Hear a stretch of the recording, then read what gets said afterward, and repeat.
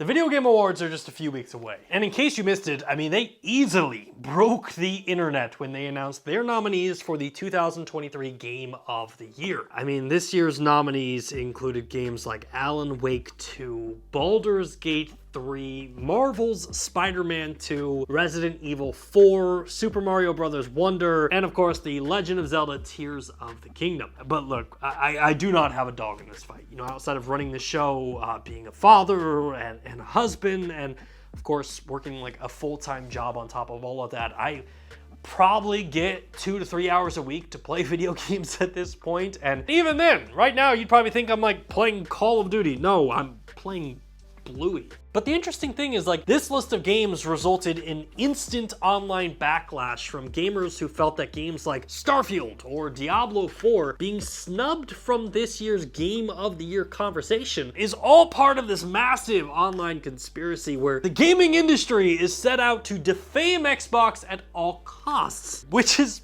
weird because Game of the Year and the Game Awards are legit just a marketing machine at this point. Like the game that wins Game of the Year, I mean, that studio doesn't get paid for. Those developers don't miraculously get bonuses, and they're definitely not being told that, like, the reason you're getting laid off is because you didn't win Game of the Year. Like, at this point, this award simply is a sticker that a studio gets to slap onto their copy of their game and hopefully sell a couple more copies. But even then, here's the funny part in all of this. Even if a game doesn't win Game of the Year at the Game Awards, PlayStation, Xbox, Nintendo, and every outlet under the sun has some form of Game of the Year announcement. The developers will take that and make that their Game of the Year, resulting in store shelves that have dozens of video games that say the 2023 Game of the Year, and you're just like, which game was Game of the Year? Like, legit, I could pick up this microphone, open this envelope, and say that the Nerf Gaming 2023 Game of the Year goes to Star Wars Jedi Survivor. Congratulations, you won.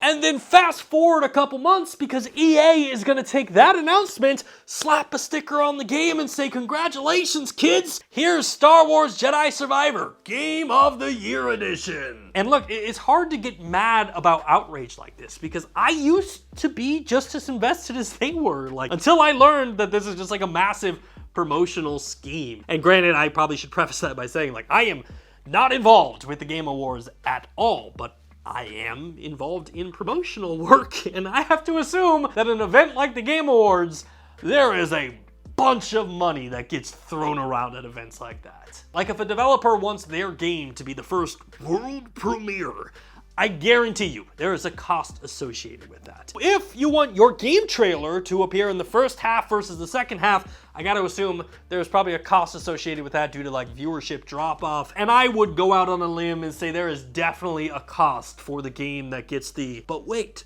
we've got one more thing at the end of the show. And granted, like I said, I've got nothing to do with the Game Awards, but Jeff Keighley, if you're not making money on this, my God, let me tell you, you are sitting on a gold mine. So yeah, I mean, it's hard to really get upset about an event that's just there for marketing purposes. And then when you think about like the nominees themselves, like it's not open to every gamer in the world. In fact, the Game Awards make that extremely clear. The nominees for each category get selected by a group of the top 100 leading media and influencers in the world, of which I'm just gonna assume that we didn't get an invite because like we're 101 or like 105.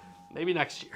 But then like expanding upon the marketing side of all of this, publishers and developers are constantly sending out media packages, flying out these reviewers to game reveal events, and they are flooding the industry with marketing materials, free copies of their video game, along with a bunch of other cool stuff that hopefully will push their game to the top of one of these jurors' Game of the Year nominees. And that's why like I keep coming back to this point of like the term Game of the Year doesn't mean what I think 90% of the outraged public actually think it means. Like, yes, the Game Awards are cool. It's the one night of the year where the entire video game industry comes together and celebrates gaming. But if Starfield or Diablo 4 didn't make the cut, that doesn't take away from the fact that it is your game of the year, let alone that it's a fun game. And there's also a side to this that I keep coming back to that's like,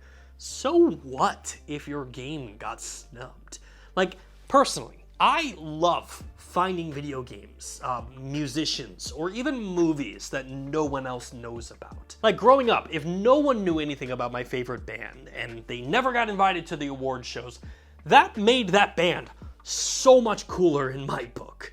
And even today, in a world where we are like living in echo chambers and everybody sounds exactly the same on the internet, someone being unique and having a different game of the year is far more interesting to me than the thousands of people that have told me Tears of the Kingdom is like the second coming of Jesus Christ. I don't know. Maybe this is like my old man yelling at the internet moment, but the moment that I realized that all of this is just marketing and it just really doesn't matter, it changed a lot. And I think where we probably should leave this off is like, if your favorite game didn't make the Game of the Year nominees, like, that doesn't make your favorite game or platform somehow less important. Are you listening?